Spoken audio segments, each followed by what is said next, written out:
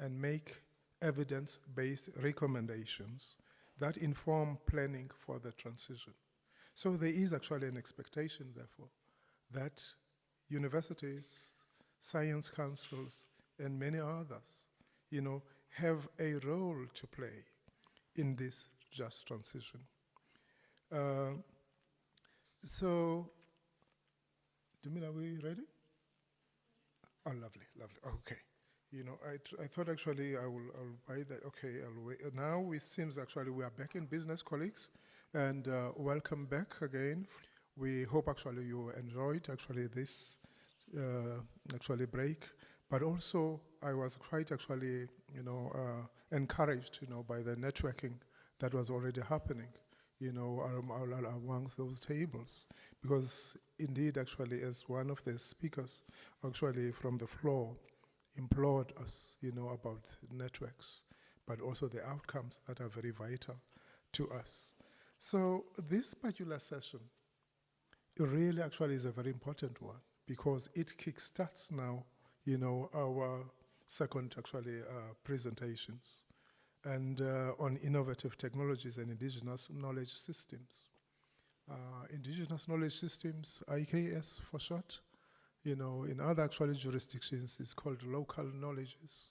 And these are very vital and critical and crucial systems that societies for millennia have been able actually to adapt, to adjust to them. In Africa, you will recall that actually we were able actually to, believe it or not, discover mathematics. It was discovered actually here. So even actually astronomy itself, how you named the stars, they are African names for those stars, whether it will be in the evening or in the wee hours of the morning. You will name them. There were particular conventions that were being named. But also they were not just being named, but also it was to inform seasons. Remember, we were pastoral, we were dependent and reliant on land, and indeed, because you were able to know the seasons, you will know what to plant in summer and so forth. And when actually is that actually the correct time to harvest and do those who did agriculture, the opportune moment for crop rotation and others, but also they were mitigating actually aspects to it as well, around soil erosion, for example. And so these actually a wealth of information, the indigenous knowledge systems. And we are not, when we do have actually a lot of those examples, and we are therefore certainly looking forward actually to our first speaker. Then we will have only 2 speakers for this session.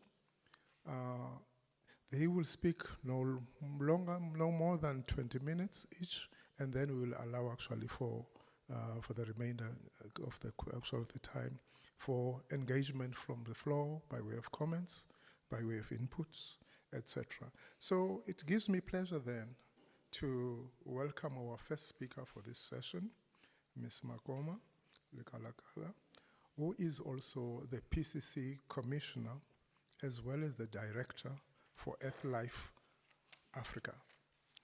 Let's give her a warm round of applause. Thank you. Dumelang. My name is Makoma, like I've been introduced, Makoma Lekalakala, and I'm from a people's organizations or a people's movement, or what other people would call an activist organization that works on environmental justice issues. And I'm also one of the civil society commissioners in the Presidential Climate Change Commission. With the introduction from the MC here, I think he has covered some points. I will try and jump them as I speak. That overall of introducing the session, I think you've covered some points. There has been discussions, and I think these are some of the academic kind of discussions that are being held in various spaces around people's science. That is what people would call indigenous knowledge systems. There are controversies, there are positives, but I think as an institution that works with the people, that is within communities, this is something that we need to embrace and bring into our scientific research or technological research, because at some stage you find that this knowledge is not appreciated. When the VC opened the colloquium, he has reminded us of the Intergovernmental Panel on Climate Change reports, and those reports continuously warn us that we no longer have time. They warn us that it is important that we take action. But what we know is that actions by communities around the world have been taking place to protect our biodiversity and protecting the earth lungs. And what is being used, it's knowledge from generations to generations, what would call ancient wisdoms. This is what has helped us to protect our biodiversity and protect the earth lungs. But also the just transition framework that has been developed by the Presidential Climate Commission with a number of stakeholders, institutions, also has incorporated this kind of knowledge, or it says that this kind of knowledge is very important, and that is why the justice aspects, one of the justice principles, it's on procedural justice, because we believe that we can't leave anyone behind. So all the information is important, all the knowledge that we have, our observations are crucial into assisting us to mitigate and to adapt to climate change. I know there's different interpretations of what indigenous knowledge systems are, or what we would call some of us people science, and this refers to the traditional knowledge and practices of indigenous peoples developed over centuries through their relationship with their environment. And these systems are often holistic. They are integrating social, spiritual, and ecological aspects. And in many societies, women are at the center, responsible for upholding and sharing knowledge and socialization of these indigenous knowledge systems. And one of the topics, I think the topic also relates to indigenous, to technology and loss and damage. Loss and damage also has got different interpretations from different people or from different backgrounds, and it's one of the hotly contested issues within the international negotiations. However, there is an agreement that it is important to pay for the damage that has been done for centuries, particularly for the African continent, because it's one of those continents that are hard hit by negative impacts of climate change. So the indigenous knowledge system or people science becomes crucial in addressing loss and damage for several reasons. And I'll just mention a few of why it is important and how IKS can contribute, but already it is contributing to mitigation. It's already contributing to adaptation. Local adaptation, because all the other things are done at a specific area where people in a particular area would be able to observe what is happening, and people have now developed strategies related to their locality. And that also informs climate resilience effort. For an example, on food security, when we know that in other areas, either due to droughts or due to flooding, there is an experience of food insecurity. So preservation of food that is not available all seasons, and how houses are built, what materials are supposed to be used, and how vegetation can be protected. These are local efforts at a localized level, and you find that communities are surviving because of the knowledge that is being carried from generation to generation, or what we would really call ancient wisdoms. Also, these indigenous knowledge systems have contributed a lot towards the early warning systems. I think most of us have heard about the African rainmakers. Locally, we know we have Queen Mojaji, who is a revered rainmaker. And a revered rainmaker, it is due to the fact that there were continuous observations of the weather patterns at that particular localities, and that has been carried from generation to generation. So the current generation may know what had happened around the 15th century or 16th century, and they would be able to observe the weather patterns, the clouds, the wind, the sun, the ants, what kind of ants come at a particular area. They would know that this ant or this bird means there's going to be less rain or more rain. And so those early warning systems are crucial, are very important, and people are able to prepare themselves to say, we expecting drought or we expecting rain, and based on those observations, they would be able to prepare themselves so that they can survive. The other important aspect of the indigenous knowledge systems that we know it's around the ecosystem management. How do we ensure that the area that we are in, it's ecologically balanced, or the biodiversity in that particular area, it's balanced? We find that how that has been done, it has also been connected to the spirituality of the people. That people would say, this is a sacred site, it's not supposed to be touched. For an example, the streams that are running through particular areas, most of them are sacred sites for people, because this is where people go and do rituals. The hills that are there are also protected. And so that is also ensuring that there's an ecological balance. And I think most of the African people, we've got what we call totems. And we know if my totem is a bird, I need to ensure that the environment around where I am, birds can survive. Some are animals, and people know that it becomes an obligatory thing. So the ecological balance, it's connected to the spirituality of the people, but it's also part of the major indigenous knowledge systems that are carried from generation to generation. So you find that with the observations, with the kind of connectedness to either nature, to the ecological balance, to protecting, the ecosystem around you, that culminates into community-based initiatives. And these community-based initiatives are what actually has saved the planet, in a sense that the earthlings, we hear of the protection of the coastal areas by communities there, because they've lived, they've survived, their livelihood is connected there.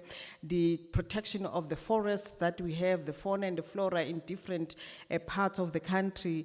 And so that connects to also providing a kind of balance and also of protection of some of the species that may be extinct. But besides the rich indigenous knowledge that we have in the country and maybe in other parts of the continent, you find that this is the knowledge that sometimes it's not taken seriously. This is the knowledge that is not integrated, because a person would say, this is an academic research that I'm doing, but with that academic research, even if they have a participatory kind of research based, but they would not even allude or accredit the information that people that they have been in conversation with, the local people that they have shared. But this is quite important because if you share that to say, this has been the knowledge that I gathered from this would also insight, interchanging, so that other communities can be able to vision what sort of business as usual that is destructive of our ecological system should not be repeated again.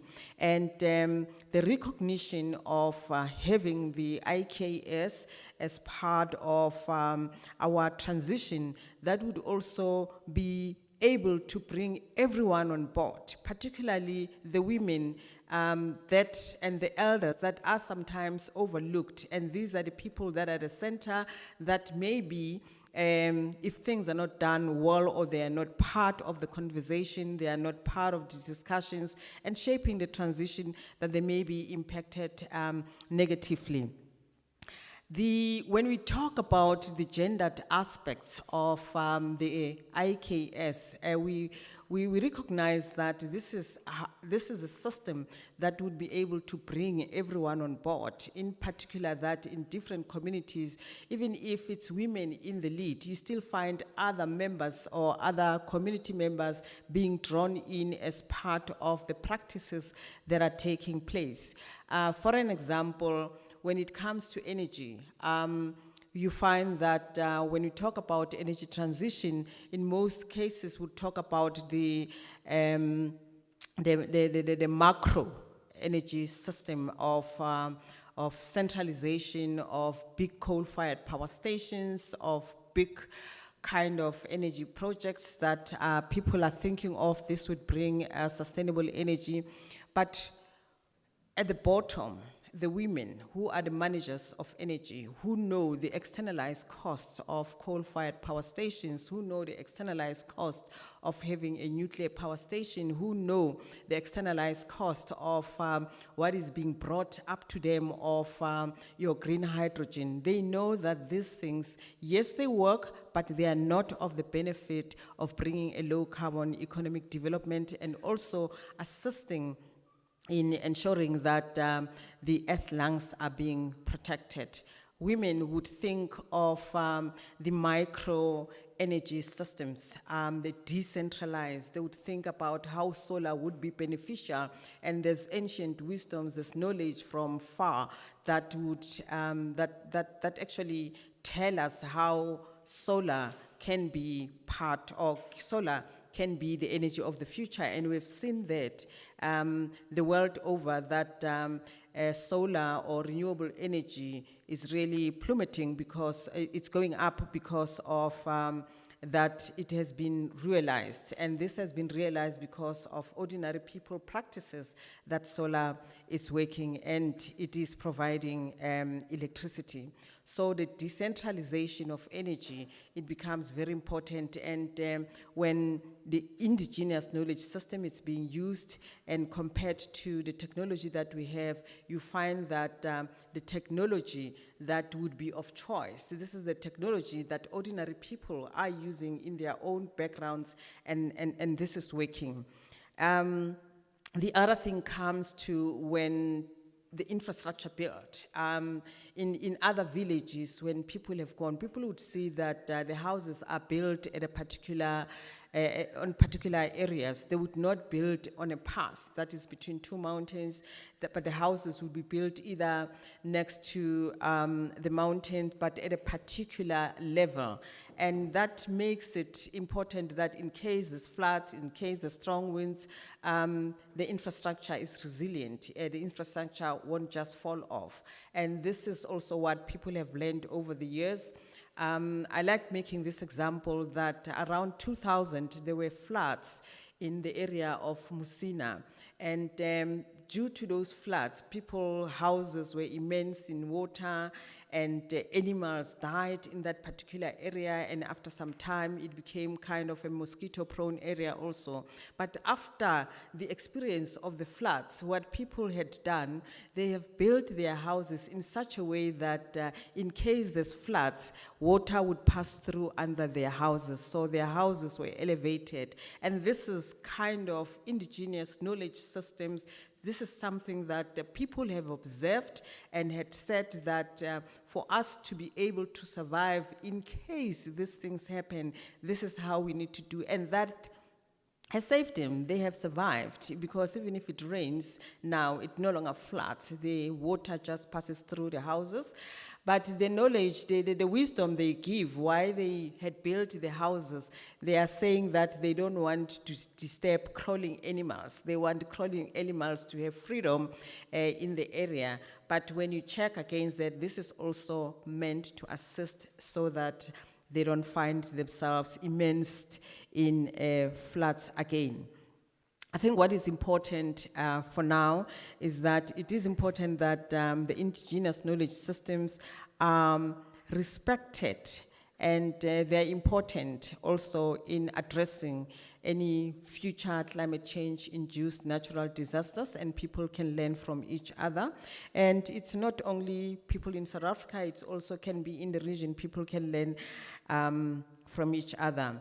It is also important to integrate IKS into the mainstream climate policy and decision-making processes. So for now, there is just a little dot. So we need to expand, and expanding that would mean that institutions of knowledge like this one would be crucial in ensuring that there is that integration.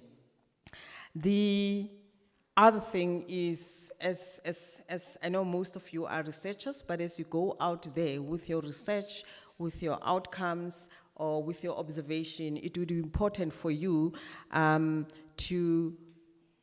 to build in, or to bring in, or to be custodians of indigenous knowledge system, because this is being eroded, and being eroded, practitioners are also saying we put a blame on some of the researchers because they come and they only critique, but they don't protect, and this is part of what we do. This is the action that we have on the ground, that even when it's spoken about at international level, people speak about policies and what have you, the action is actually done on the ground. The action is done by the people who are saying we need to survive, we need to build a future for the next generation, and we want life to continue on Earth.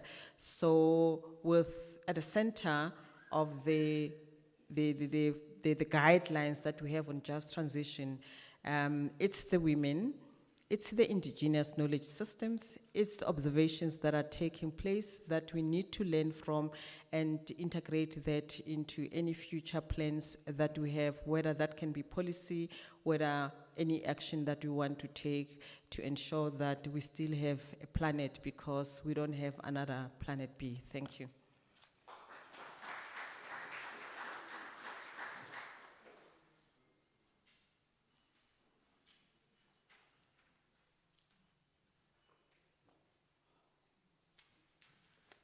Thank you so much, Ms. Likalakala.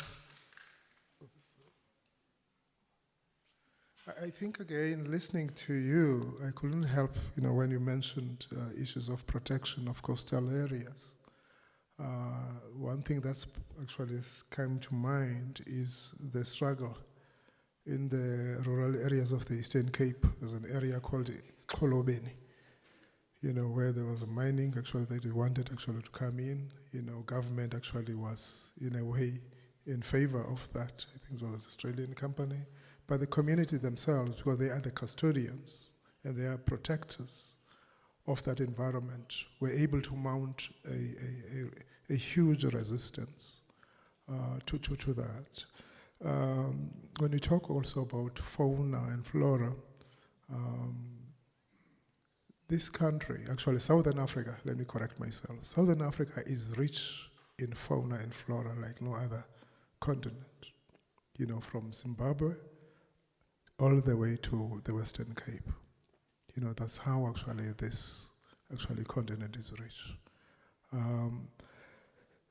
This next speaker then will be one of our own here, you know, Professor Kaitano Dube, who will also, you know, speak on this theme, but also on innovative technologies and mitigation of loss and damage.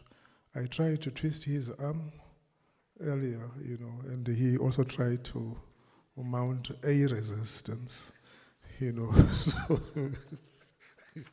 what do you?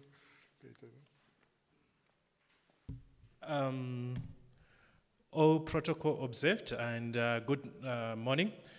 So my task today, I think it's always a challenge speaking to a multi-transdisciplinary group because you also want to speak to different constituencies so that your presentation talks to everyone. So I'm going to talk about innovation technologies, mitigation, and from climate change. But primarily, the first task that I will undertake is to take us through the journey of climate change so that we understand why the issue of loss and damage, where does it come in? It's one of the questions that I'm going to address. And what are some of the technologies that are up there, to sort of reduce some of the loss and damage in terms of our planning as a society. So, just to give a background, climate change is an imperative. Climate is an imperative for human survival, and it supports several of our activities. Daily, as we wake up, we all try to find out how is the weather going to be, as it informs a lot of our planning. But we have seen, I think recently, the world getting increasingly concerned about the increase in the amount of greenhouse gas emissions, which is a key driver really to climate change or global warming, which actually is a trigger for climate change in many respects. And at the forefront of the greenhouse gas emissions are different sectors. And you can see, I think, from the graph that is on the in front of you, is that foremost, one of the biggest challenges is the emissions that actually come from the energy sector. And also you have got quite industry also contributing a significant amount. And also from our agriculture activities, we also produce a lot of these greenhouse gas emissions. And then we have a lot of some of these greenhouse gases giving us a feedback in terms of our climate signals. And if we look at the state of affairs, we realize that in many respects, in terms of, in as much as there's that consensus that the greenhouse gas emissions are increasing, we also have a trajectory that has been developed by the world to actually reduce the amount of greenhouse gas emissions. But in all intents and purposes, in many respects, it looks like we are off the mark in terms of addressing the greenhouse gas emissions, which means that our climate is going to continue to increase. So if we look at the climate change gap report, that the broken record emissions gap that was produced last year, ran up to COP28 in Dubai, we realized that according to the current commitments of the world, we are likely to exceed the 2 degrees Celsius mark, and that is going to spell a doom in terms of the extreme weather events that we are going to experience as the world. And we can see that we have got quite a significant amount of carbon emissions that we need to cut in order for us to remain within either 1.5 or 2 degrees Celsius. And as a consequence, 2023 becomes one of the most, the record high in terms of temperatures. globally, and you can see where we are as a continent, that there is some dark colors which actually shows as areas where temperatures has drastically increased, and we anticipate that that climate is going to increase. So in terms of the averages, we also see, I think, continue to this year, we have seen, I think, April, almost all the months of this year, February, March, April, recording high temperatures, meaning to say 2024, coupled with the El Nino phenomena, we are expecting that this year is also again going to be a record high in terms of our temperatures. And we know that temperature is a trigger, like I have indicated, of extreme weather events. So we expect that extreme weather events are going to continue, and this is going also to increase the amount of loss and damage that we are experiencing. So when you talk about loss and damage, you're not only talking about the property, but we're talking about the loss in terms of biodiversity, which is a critical enabler as it provides important and critical ecosystem services. And we have also seen an increase in the loss of lives and livelihoods. Quite a number of people have died as a result of climate change. And we have seen an increase in terms of loss of damage. I think earlier this year, we were counting losses in Cape Town after counting losses in Durban as a result of sea tide. So this graphic representation talks to some of the losses that are being experienced globally. So they range from food, water availability, the loss in terms of the species, corals, which also are an important component in terms of our ecotourism, which is critical for our development. And we know that in South Africa, we also have some of the rare, some of the important biomes, like the Cape Floristic region, which is expected also to lose a considerable amount of its species and biodiversity, which will have a trigger effect also on the quality of life that people actually enjoy. But we have also seen, I've taken, for example, tropical cyclones. We have also seen a record high in terms of losses that we are experiencing in terms of tropical cyclones as our oceans become warmer and warmer. And just last week, we were looking at that there is a wipe off in some of our coral reefs globally as a result of increased temperature. But if you look at Africa, also there has been a lot of damage that we have experienced, particularly from floods, storms, landslides, and drought and wildfire. This being an El Nino year, we have seen food prices going up as food shortage become a concern. So if we look at South Africa per se, these are some of the extreme weather events that have affected our country between 1980 and 2020. So they range from drought, flood, wildfire, and you can see the most problematic ones.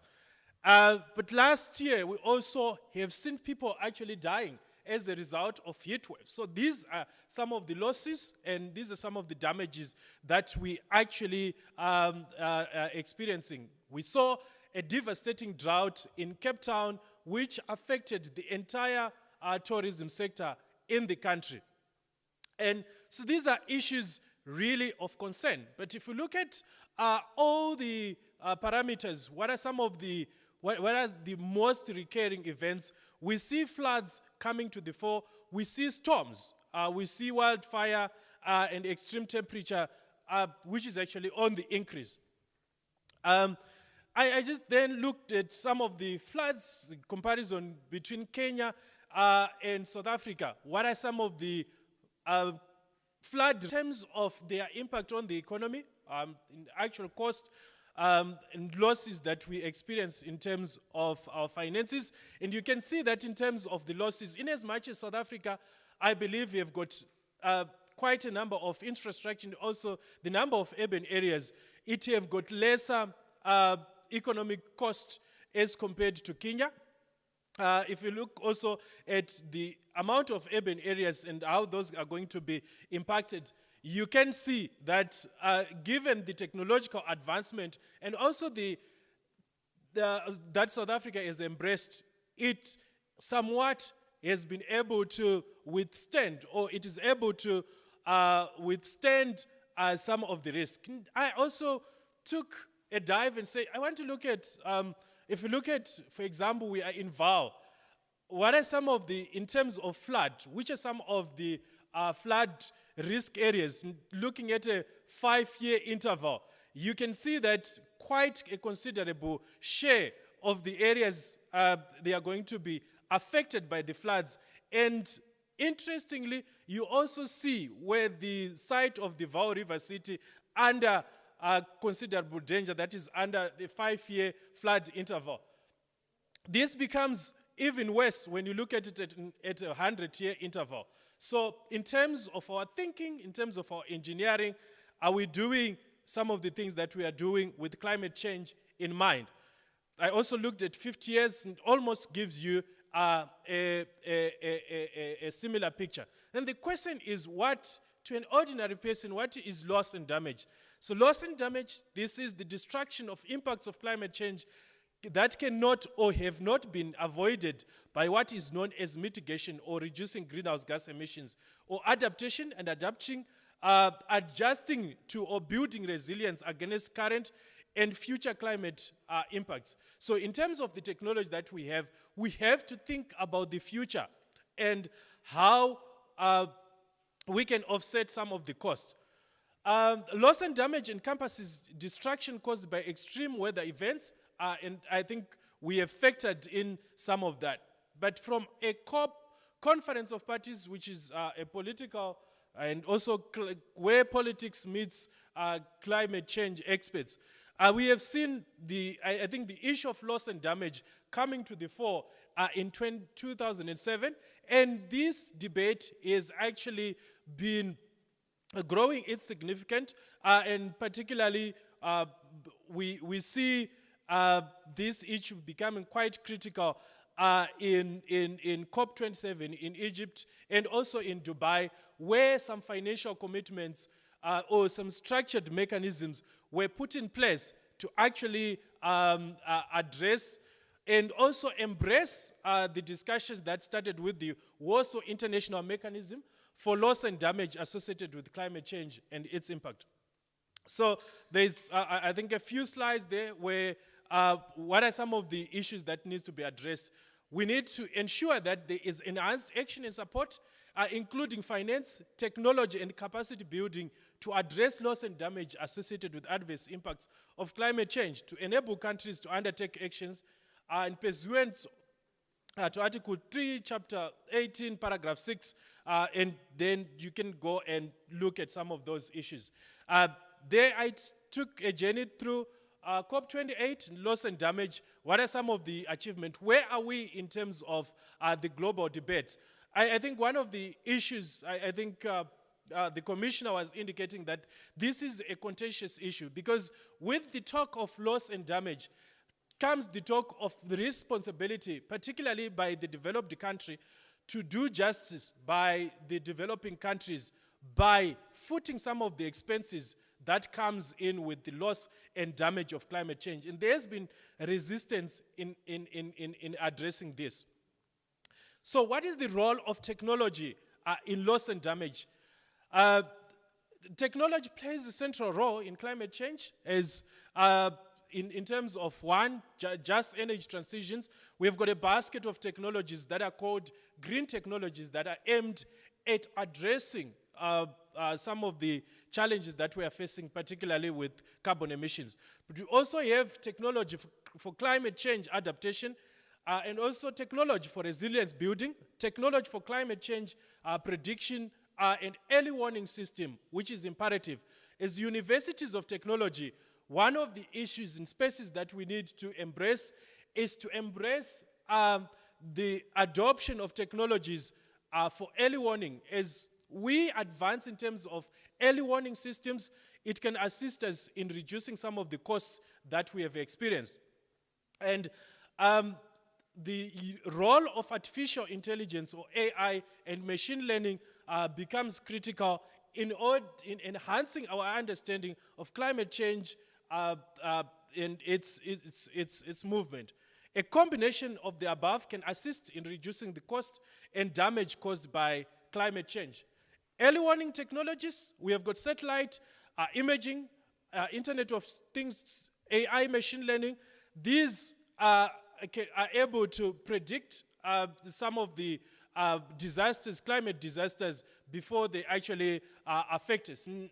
When I woke up in the morning, because I've got a huge interest in aviation, I think most of us would have seen, I think, the disaster that affected the airline because of air turbulence, where one person died.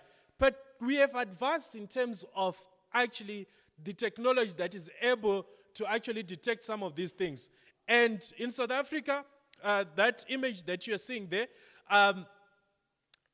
indicates areas of air turbulence, which actually can be used in order to give warning to people, particularly the pilots, so that they can warn passengers to increase their safety and also to put their safety belts on. And most of us, sometimes when we are flying, we are told we are about to approach an air turbulence. So this is a result of our early warning system that is actually used.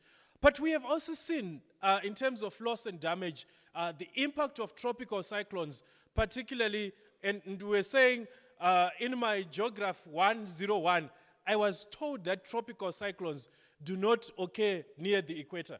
But this year has been a very strange year, as we have seen tropical cyclones affecting areas that are near the equator. You can see those yellow things, that's a tropical cyclone.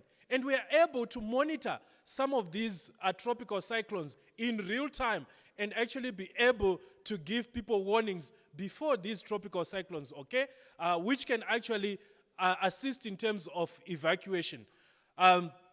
So we also, if you look at some of these satellites, you just see how sophisticated and advanced these systems are. You can see the brown area that is actually near Kenya, where that tropical cyclone is. It is actually cited as an area that you have got air turbulence. Why? Because tropical cyclones also induce a lot of turbulence. So this actually tells you that within the global world, we have the technology that can actually be able to reduce the impact of climate change. But most importantly, I know Mr. Mvalo is sitting there, we can also be able to monitor some of the disasters like fires and also be able to measure the intensity of the fire, number two, the area that has actually been burnt. So there you have got a fire that happened in Eastern Cape, and we actually can be able to measure this and be able then to assess the damage and conduct intervention strategies. We have had problems with storm surges, and I think Mr. Mvalo was talking about the challenges that we are facing with storm surges. This is an image from South African Weather Service, the Marine Service. We are also able to track the tides before the storm surges, before they can actually occur, and where they are actually going to affect. And using the same technology, South African Weather Service last year issued warnings, and also this year, about tides. And we saw these tides, 50% of affected coastal destruction damage, beach erosion, vehicles swept away, south coast, and we recorded 2 fatalities. These are fatalities that we can actually avoid if we make use of early warning systems. And we also see some of the distractions that are happening within our coast. But the technology is now available for us to be able to issue out warnings, but also to better prepare communities that can actually be affected. In conclusion, there is need for anticipatory action, which, amongst others, in terms of rethinking our engineering designs, in terms of buildings and building back better, invest in research and training invest in early warning technology as a priority, and also conducting research and advance in these. Improving disaster preparedness and response, and increasing public awareness and promoting regional cooperation, which is one of the issues, regional and also local cooperations, so that we don't speak in silos. Thank you. I think I managed to beat my 20 minutes.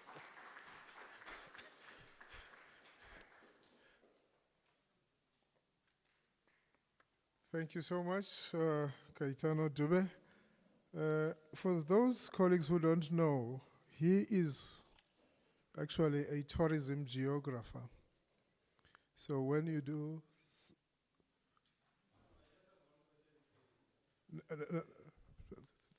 Please hold the thought. Please hold the thought. So he is actually a tourism geographer, quite passionate about actually his craft. Colleagues, we've had, two important actually topics and discussions. One looking at indigenous knowledge systems, and we just now actually had this one, on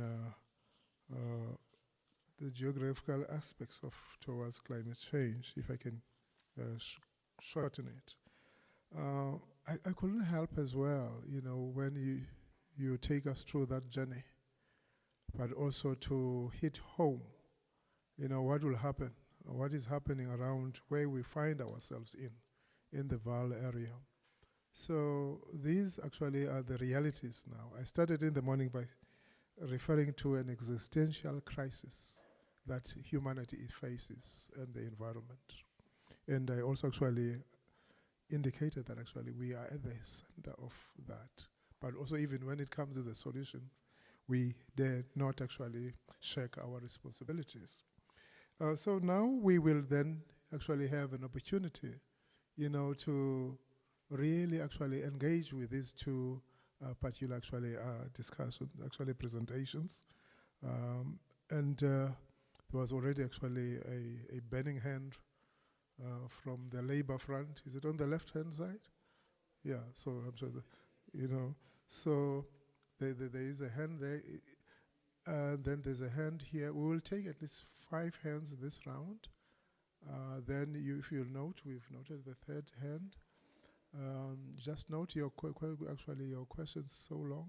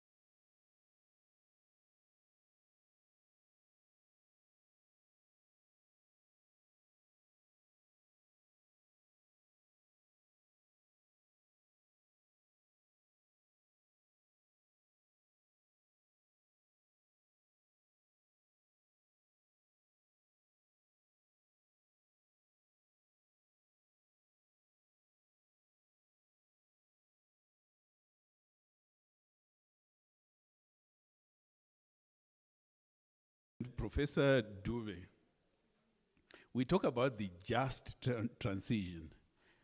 That means we are fairly passionate about issues of justice. I have a question here, not necessarily for you, but for the entire colloquium. While we talk about justice, what is being done about climate justice? And if you link this question to what the gentleman from Nehawi has just asked, we in this part of the world have contributed very little to the concept of climate change. This was started in 17-something with the Industrial Revolution in England. And yet, we bear the brunt of the effects of climate change. What is being done? I know it can't be answered in this room here, but perhaps there is room for advocacy to say, hey, one, there must be some justice to this thing. And then the next thing, I just wanted to highlight that cause and effect are often separated in time and space. I mentioned the Industrial Revolution. When they were doing their steam engines and subsequently their cars, they did not foresee that it would result in what we are seeing now.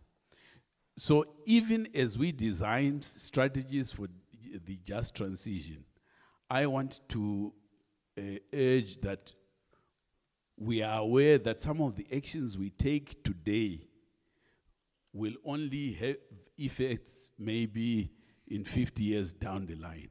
It is therefore important for us to be alive to unintended consequences of our actions.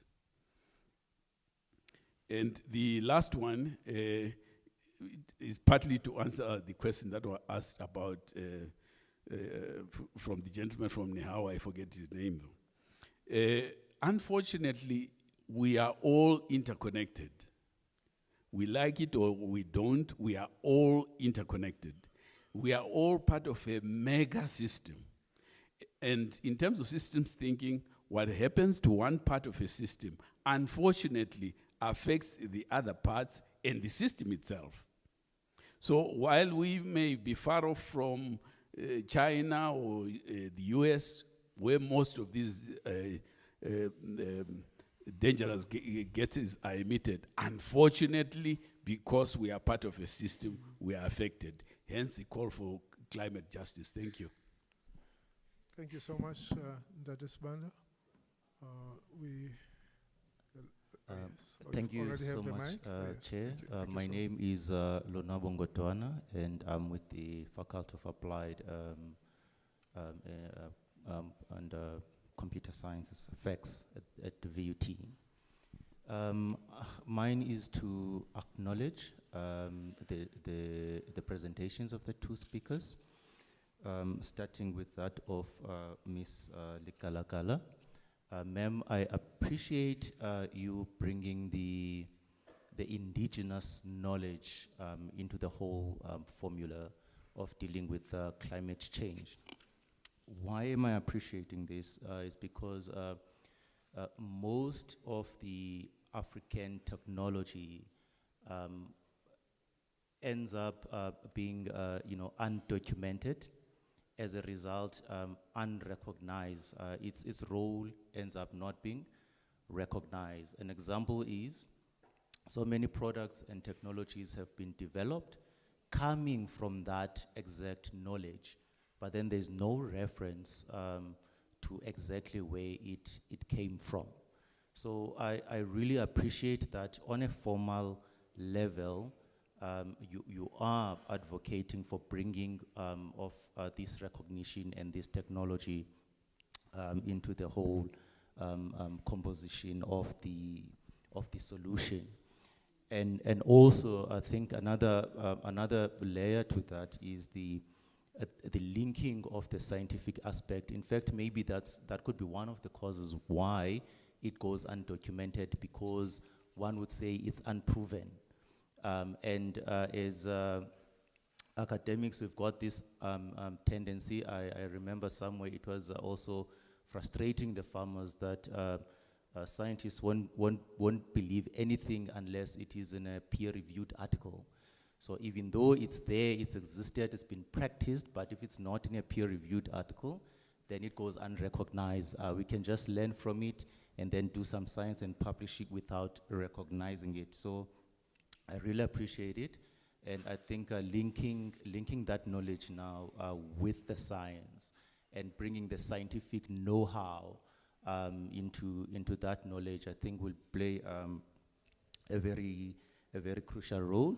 And just to add another layer there, I think the side of adaptation and acceptability of the technologies that are coming from these such initiatives will benefit a lot from this, because if you are developing the technology with the people, for the people, by the people, then the people should give you less hassle when it comes to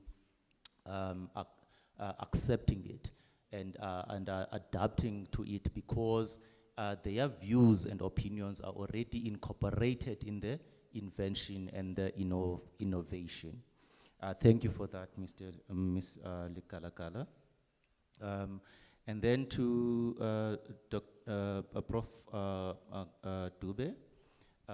Prof, the one thing that I thought of as you were presenting was, we've got databases that we get these some data in. For example, if you're talking, for example, crystals, there would be a CSD, a crystal database, but it's owned by Cambridge. It's a Cambridge thing. So all over the world, we have to access a Cambridge database. And now when we create our own innovations, now for them to be validated, we need to have deposited them there on the Cambridge database. Whereas we are creating this information, this IP. Do we have, or would we be looking in the future to say, let's have our own databases, because it's quite great information that you presented there, very valuable, and I'm just jealous that it needs to be in a depository that needs to be owned at home, rather than depositing it in someone else's, so that we can be able to easily access this information, and then it helps other areas of research as well if we can access that. Because as you're talking, I'm thinking you predict someone else is working on innovating a solution for that, but then there's no sharing in the information. Whereas if we've got a centralized database, then we can all access this information. Thank you so much. Thank you so much. I take it that actually our presenters have noted actually these questions, and now it's an opportunity. Not too sure who would like to start to respond. Ms. Likalakala will start, and then that will be followed by Kaitano. You want to come to the floor, ma'am? Oh, okay. Thank you, Chairperson, and thank you for the comments and the questions from the floor. I'll just respond to one question. I think much were like comments as to whether can we divorce spirituality from what we are doing on like mitigation against climate. I think one thing that we also have to have at the back of our minds is the influence that colonialism had on our lives for centuries, and also the cultural suppression, the traditional suppression, custom suppression that came with colonialism, the power that we had as African people. I think it was demonized. And that's why today we don't see our connections to nature, and because that is also part of spiritual. And I've seen in other, because we work with a lot of community-based organizations, And most of the time is people would say, here's the so-called development that is being brought into our area. And what is so valuable? Why don't we want, or why do we want this development in our area? And we have supported communities to go through a process which is called ecological mapping. And in that ecological mapping, people trace where they come from. Sometimes it relates to decades, sometimes to centuries, because some of the information is taken from generation to generation. And the strong connection there is the connection with nature. It's the connection of the belief systems. With all due respect, people do go to their religious institutions, whether it's churches or mosques or whatever it's present or currently present, but most of the time, they would still go back home by your pasa. They would still go back home, and some of the names we carry are the names that speak to our spirituality as a person, but unfortunately, we find that being suppressed, and at times, we remove our thinking or how we go further, because this has been demonized and we don't want to be seen. But spirituality is a connection to nature, and that is why water is important. The mountains are important, the land, the vegetation, the fauna and the flora that we rely on for food, for herbs. Those are connected to our spirituality, so you cannot really divorce it that much. You may not think that it's there, or you believe, or you are a spiritual person, but for the mere fact that what is around you, it's connected to that. So it's not like literally divorced. What are we doing about climate justice? That's exactly why we are here. That's why we talk about technology and the transition, because that's also climate justice. If, for an example, we say we need technological advance for the transition, we need to look as to whether that technological advance does draw people in. Is there procedural justice? That technological advance is not going to repeat the mistakes of the past, where people's land is being taken, where rivers are being destroyed, where people's livelihood is taken away from them. And climate justice is also about whether people would be able to, whether their livelihoods would be balanced from any sort of development that is taking place around there. And so climate justice talks also about the health aspects of a community, of a people. So what we're working on, it's for climate justice, and that's why we talk about the loss and damage. Why do we have to really continue with business as usual as we see that it's destroying the environment? Thank you. Thank you so much for those responses. KD, are you ready? Over to you. Thank you very much for the questions. I think I'll start with Ms. Mawason's question with regards to climate. So climate works as a system. Given that climate, or our weather system is dependent on a global system. So whatever happens, be it at a local level, you've got serious implications on global weather system. So if there are emissions that are polluted in any part of the world, it have got implications across the world. So what we know scientifically, and this has been proven, is that the amount of carbon emissions that are in the atmosphere results in a warming world. And a warming world, as we know, the sun generates energy. But if that energy is amplified, it also amplifies, I think, the certain, almost all weather parameters that we experience. So this is why, even if Kenya is not, or South Africa is not contributing as much in terms of carbon emissions, because we are all working on a global weather system. And I think most of us, we know, if it is snowing in Lesotho, for example, those of us that are in the Val, we take jerseys. And if there's a cold front that is coming from the ocean, almost we have got a lot of cut-off laws, and most of those cut-off laws, they actually emanate from the ocean. Same thing with the El Nino phenomenon that we're talking about. It's a global system, and we know it's the Pacific that is warmed, but we all get affected by that. So is there justice in us bearing some of these costs? I think becomes an issue of debate.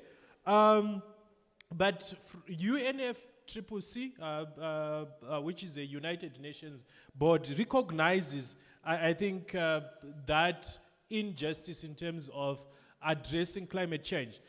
You would note that there is a section that talks about common but differentiated responsibilities and in respective to capabilities. So we, in as much as we all are expected to take action against climate change, our contribution is determined by the need for us to have a safer world. We have got a snake in the house, and that snake is called climate change. It might not be the most productive thing to ask, how did the snake get into the house? But what we do is we deal with the snake, and then we ask, how did this snake get into the house? So we have got a responsibility, but our responsibilities are differentiated depending on our capabilities as a country. And I think this is where the Presidential Climate Change Commission comes in, because we're talking about a just transition. We are responding to climate change demands depending on our capabilities as a country. And when we develop our national determined contributions, or NDCs, these are determined by our capabilities. But maybe, I think the debate has been, are we not being too ambitious as a country? Are we really able to transition at the rate that we say we want to do, which then becomes a political issue. But that political issue is driven by realities of the extreme weather events and how they are affecting our economy. And it's not those people that are contributing in many respects to greenhouse gas emissions that are really affected by climate change as much. Then there was a question with regards to the issue of data access. This is a big problem in terms of accessing data, but I think in a lot of ways there has been some movement in terms of access to these particular data platforms. I think almost all the platforms, the data that I shared is from open source. So we now have the tools to go onto a website, maybe for World Bank and even for IPCC, and ask ourselves at a regional level as South Africa, what is the climate in 2050, 2100 going to look like? We just finalized a paper, I think, that was looking at sea level rise, and most of that data, funny enough, is very difficult to access in South Africa. Like if you're looking at the tidal data is actually collected by our South African Army, but you can't access it from the South African Army.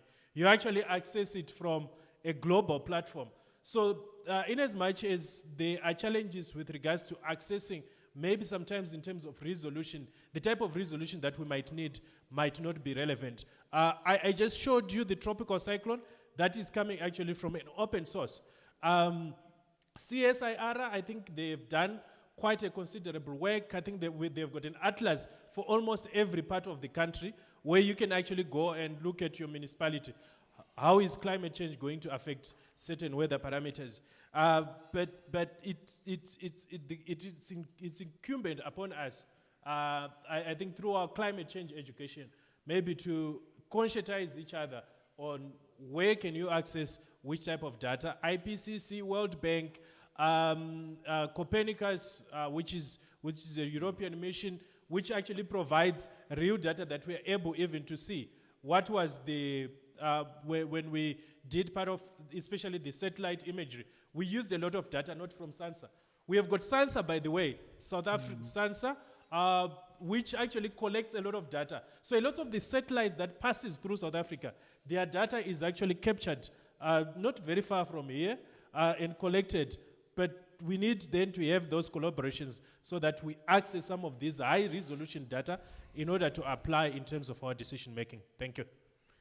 Thank you so much. SANSA is the South African National Space Agency, for those who don't know. Any other burning issues before we step off this session? All right.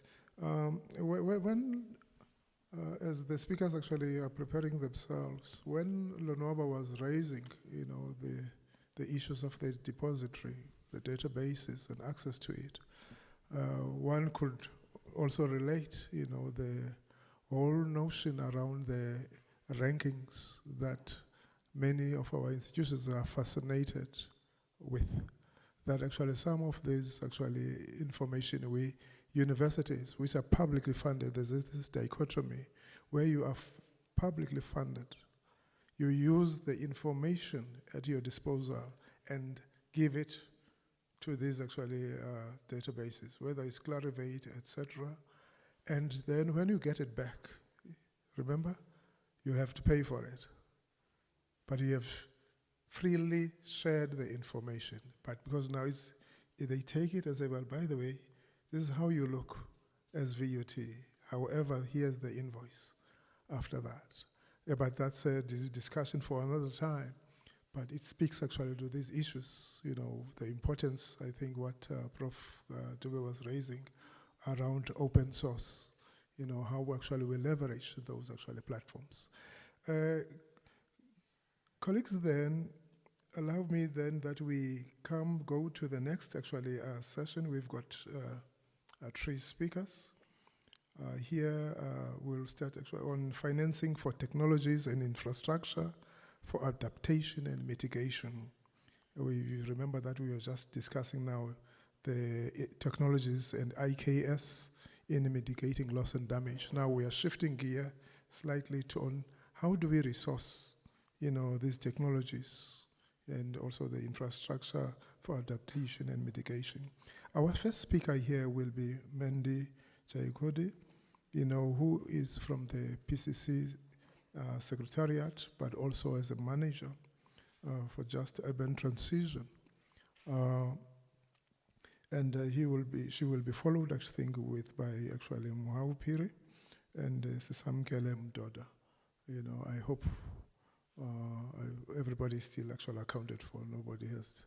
I see the presenters are here, and as she makes you, please come through. If it's possible, then colleagues, there are chairs here, so if you want to come and sit closer here so that we make hay of the time, that will also be advisable. And then our colleagues, from the technical side of things will be able to also assist you, because I do understand that some of you will be talking, from your notes, so there won't be a need for to do the presentations. So for PowerPoint. Whilst they are setting up, one thing that I thought maybe it's also important to note, when we were having this discussion around indigenous knowledge systems, South Africa has a department, the Department of Science and Innovation. And it's a very important, resource for this country. They are also responsible for science policy, by the way. They have published, not so long ago, last year, it was a draft for 3 years, the decadal plan on science, technology, and innovation. It's a plan, that spans from 2022 until 2032. That's why it's called the decadal plan. And one of the areas it speaks to has to do with indigenous knowledge systems. So you will be able to get an appreciation that, universities, science councils, like the Water Research Commission, your National Research Foundation, SANSA, that has just been mentioned here, all of these actually bodies that are funded by the public mandate have then actually a responsibility, to really foreground the issues of IKS. So universities, all 26 of us, are not immune from that. Our research, therefore, has to and must show that actually we are, embracing actually of these knowledges, because they are quite vital for survival, particularly when it comes now to climate change, because we, as humanity, we rely on all the knowledges that are available. We cannot say actually this one, let's jettison this one. It's not so relevant for us. So that is the setup in terms of the decadal plan. I hope actually my panelists are ready. Lovely. Okay then. And so then, as I've said earlier, financing for technologies and infrastructure for adaptation and mitigation. This session therefore has these three speakers. I will start with Mendy Chayikodi, and that will be followed actually by Dr. Muhau Piri, and then Sisamkele Mdoda, in that order. So your time has just started. Thank you very much. Okay, thank you. Can you hear me? Can everybody hear? Sorry, am I on? Yeah. Okay. Thank you very much. So, thank you. Thank you for having us as the Presidential Climate Commission here. The discussions have been very, very interesting. But as a lot has come out through this, I think we see that implementation is a key, and we need to move towards implementation. I just want to give some reflections on what I've heard so far. Prof. Ndlovu, I think, thank you for describing the academic works that have come out of here. I think by the number of works that you've done, there's some impressive work that's happening here at VUT. I believe that there's a huge opportunity for South African tertiary institutions to be able to collaborate not only with each other, but in terms with public sector, private sector, academia, and other areas of society, to be able to deliver work that is pioneering and cutting edge. South Africa really is in a unique position in terms of where we are and the disasters we've managed. Some of the commissioners will tell you, with the work that we do overseas, often South Africa is cited as being leading in these areas. So there is definitely an opportunity for us to be able to become, not that we aren't, but to become even more world-renowned in this space. Interestingly enough, I wanted to express something that I've heard from another academic. And what they said is, indigenous knowledge is actually scientific, because this knowledge has been observed over a number of years, and they've eliminated what works and what doesn't. So it's a very, very interesting perspective. And I think it adds to the value of the indigenous knowledge and observations that we've seen. So this topic that we're discussing currently, you might not think it but at a glance, but it is actually quite vast. We're talking about financing for technologies and infrastructure for adaptation and mitigation. Financing is one thing in itself. Technologies and adaptation, it's another element, and mitigation and adaptation also. I think the complexities of what we're dealing with in climate change is actually brought out even just in this topic. So when we look at financing of the projects, I want to give you a bit of a brief background in terms of the research that the PCC has currently undertaken. There's a report that has come out, right? And basically what it says that the increase in climate financing over the period from 2017 to 2018 to 2019 to 2020 has increased twofold. So that there's a significant increase. We currently in the last year spent 131 billion in that annum on climate change projects. Now obviously there will be some criteria, I can't relate them to you directly, but you can find this in the climate finance landscape report that the PCC has developed. But this is still a shortfall. It's a significant shortfall for us achieving our nationally determined contributions, as well as our net zero targets by 2050. But the question now is, how do we come up with the finances that we require?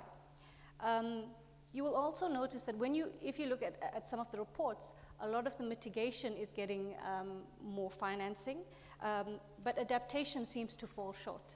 And we are pressurized in doing adaptation measures because of our global community that we fit into. But as Africans, South Africa, we understand that we have severely vulnerable groups who are impacted by lack of adaptation, and that is a focus that also needs to rise and become center stage also. The sources of finance currently are private sector commercial sources, and these have dominated the space, with 81% of financing going to mitigation, 12% to adaptation, and 7% having a dual benefit. So again, when we look at that, we understand, we'll ask ourselves, what projects are being financed in the mitigation space? And these are usually renewable energy projects, and that makes sense, because renewable energy projects in that mitigation space, they are more amenable to produce a return on investment. So private sector investors are happy to come to the table to be able to invest in these projects. The South African context, like I said, demands that we make adaptation more urgent. On a macro level, I can ask you, what needs to adapt? What? And we've discussed it a number of times. We get the environmentalists who focus on the environmental-based solutions. We get the social scientists who talk about the social systems, and then we get the economists who are trying to get a return on investment or do what makes sense for the economy. But actually, it's all of those systems that need to adapt. We need adaptation in the environmental systems, the social systems, and also in the economic systems. And what does that adaptation mean? Often it means that we need to change the way we think and look and reflect on things that are fit for purpose for our environment. And often we don't do that as Africans. We look to the global West and we try to kind of retrofit solutions that they've done to fit our purpose. And I think as Africans, there is a huge opportunity through indigenous knowledge, through local knowledge, to be able to come up with new solutions. And what we've seen also, I think, again, a bit of a repetition of what I've said, is that we see that we work in these silos. Even in municipalities, we've got the economic development guys who are working on whatever they're working on. We've got the environmental guys who are working in silos, and this kind of integration of what needs to be done is not happening. Remember, it is an existential crisis, and what we need integration of this. It's a social problem, it's an economic problem, and it is indeed an environmental problem. And this thinking in the ecosystem is not happening, and it needs to be happening, quite rapidly. So, Commissioner Adams mentioned, kind of a transdisciplinary approach, and it's very, very interesting because we seem to use these words interchangeably. And I went through and I looked at it. We looked at interdisciplinary as well as transdisciplinary. And what I'd like to read to you the difference, actually. It's astounding. So the interdisciplinary is analysis and synthesizing and harmonizing links between disciplines into a coordinated and coherent role. So it's looking at individual parts and bringing them into a whole. The transdisciplinary, it integrates the natural, the social, the economic systems in a context, and it transcends the traditional boundaries. So it's almost a different way of thinking. So I think that's the ultimate apex of where we want to be when we're looking at this. So I'm just going to mention 7 things very quickly, which have been mentioned, so I'm not going to dwell on them for very long. I think what I'd like to say is investment in adaptation now reduces loss and damage later on. And the longer we wait to invest in adaptation, the more expensive it is going to get to actually to catch up with the adaptation we need. Building back better. When something is washed away, or an example, when a rain comes and something is washed away, we need to take that as an opportunity to build back better. And there's an example in one of the municipalities we were discussing. The environmental manager said they have floods every year, but they try to kind of recover and everything goes back to normal. And if they had spent some money on adaptation, they wouldn't have that repetition of financing in the wrong areas continuously. And that also comes back to maladaptation. And we think that having something, a tech that is effective and efficient is going to be better, but we have to look at it holistically. Really, is it achieving what we need to achieve? Then, does it make market sense? And obviously there's going to be a market transition. Currently, some things might not make market sense now, but because of the changing context, they might make market sense later on. But at what point do we bring it in, and how do we transition it? And this is where alternative financing comes in. How do we look at innovative ways of financing stuff so that eventually, when it is mainstreamed, it's already in the system? And this kind of, there shouldn't be something such as green tech. All of this stuff should start to be mainstream so that it becomes business as usual. So I ask you, what are the opportunities that we face in this country as a crisis? Commissioner Hugo asked me a question earlier. He was like, why can't we do what Namibia is doing? And I gave him some answer. And when I sat down and reflected on it, I thought, actually, we can do that. I was just making excuses, Commissioner Hugo. I think we can do that. We just need to mobilize in that direction. We need to also understand what the barriers are. And again, we need to look at what we're doing internally as Africa, as South Africa, what has been used, what has worked for us, and what is fit for purpose for us. And then I had a discussion with the gentleman over here also, and we talked about the transitional element of adaptation.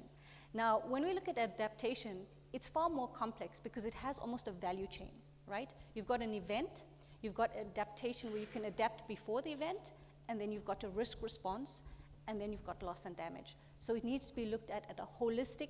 All of these have different timing intervals and investment opportunities where when you invest in it at the right time, that would make sense. It keeps your investment low, but you get the better return on investment for it. So I just want to give you some examples, 3 quick examples of the work that we're doing at the Climate Change Commission.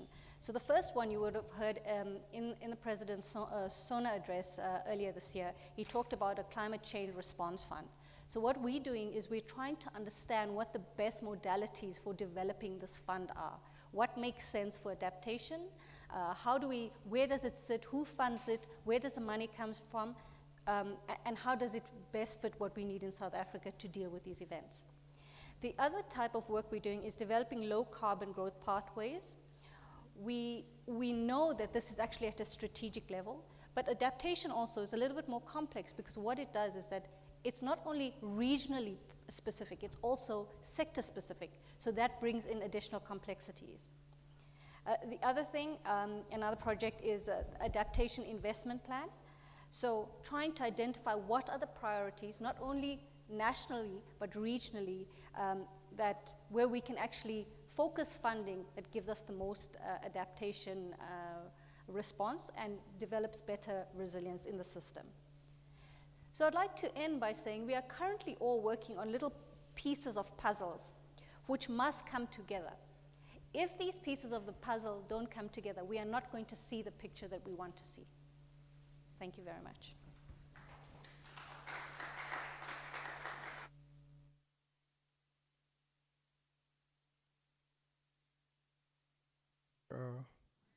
Presentation.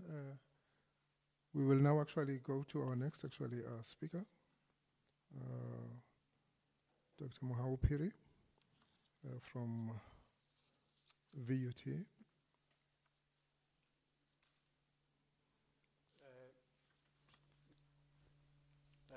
Good afternoon.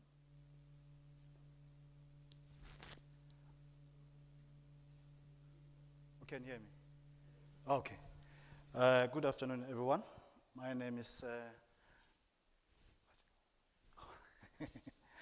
Mohau Phiri. I'm a senior lecturer in the Faculty of Applied and Computer Science, the Department of Natural Sciences from chemistry section. I'm also a researcher in biodegradable polymers and also solid management methods. I think in 2 weeks back, I presented a project on agricultural mulching films made from solid materials. And then I think one of the key things that I showed on that presentation is that the films that you want to develop, they can aid into waste management, food security, and also water scarcity. I think the previous speaker has done a good job, which means that I'm not going to go into the details of whatever that I was saying here. I'll go straight to my point, because I think he laid a very nice financing policies that are in PCC. I think one of the aims of this curriculum is to address the financing issues for technology and infrastructure, for addressing the loss and damages. And then I think Dr. Adams from PCC Commission said that we can have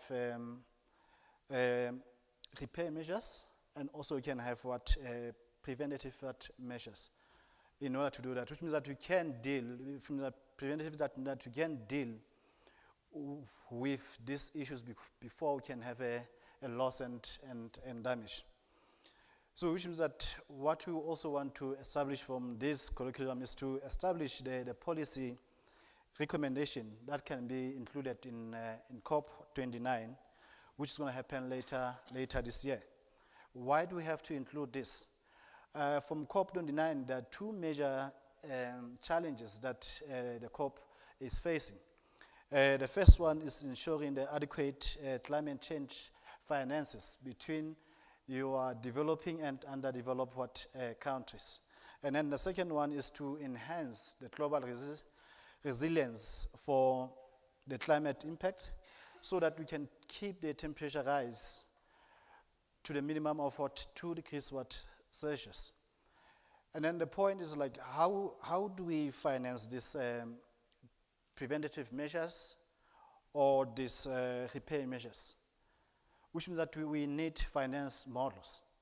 And then before we go into finance models, there are key points that we need to consider before choosing any finance model. The first one is, what are the specific needs of the problem that we are dealing with? That will tell us the budget that we will need, which means that we need to understand the needs of the problem at hand, so that it can relate to the budget that we're going to request for that project. I think the other thing is the goals of the project.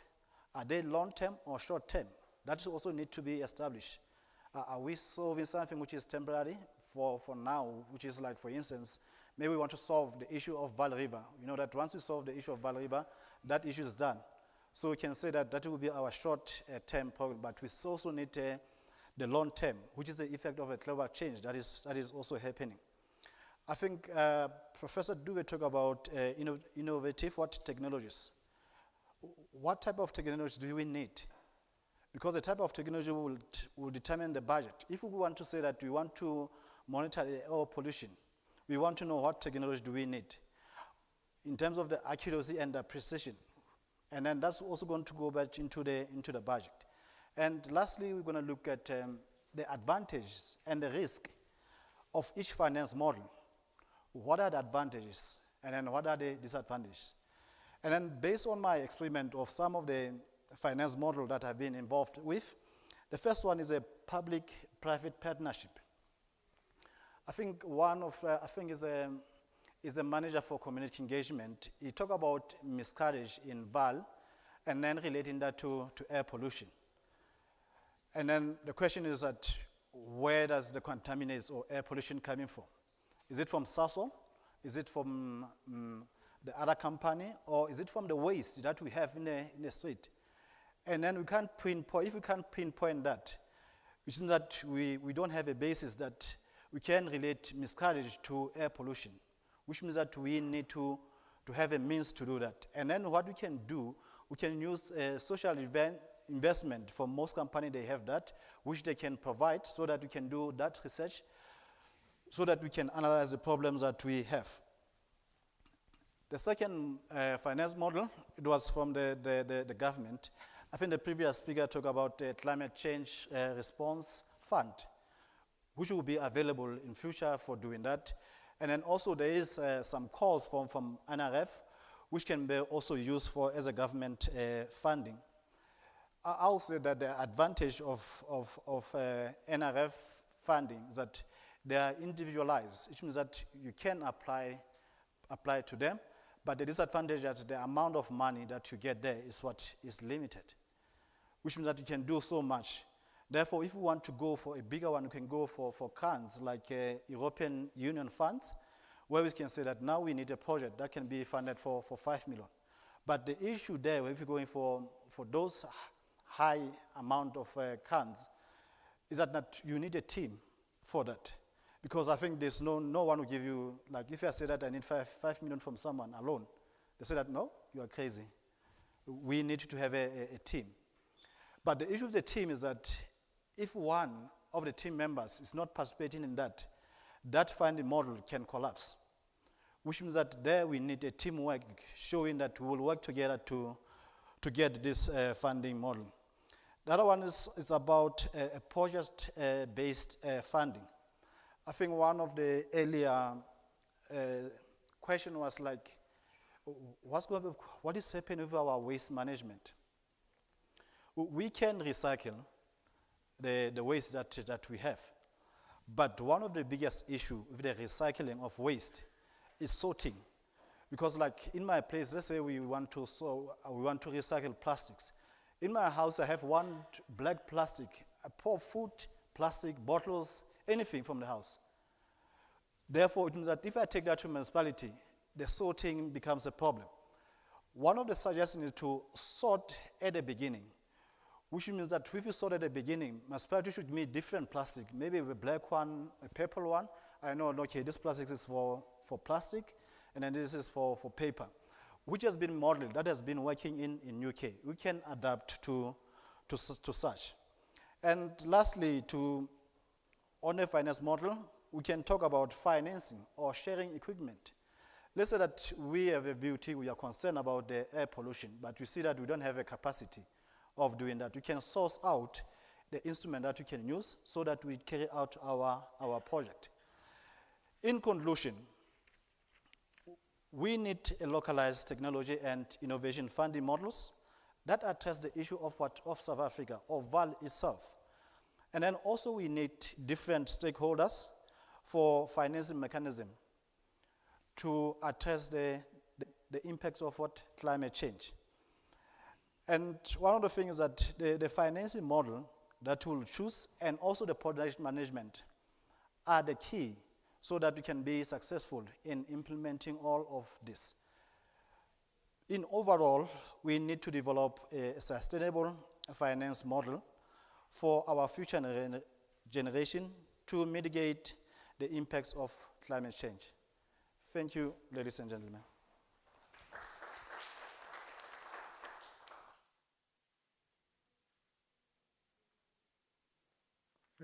Thank you so much for sharing actually those, models, on financing. The next actually speaker is Sisamkele Mdoda, who is a master's student at the VAL University of Technology in tourism management. If you are ready, we are ready. Over to you.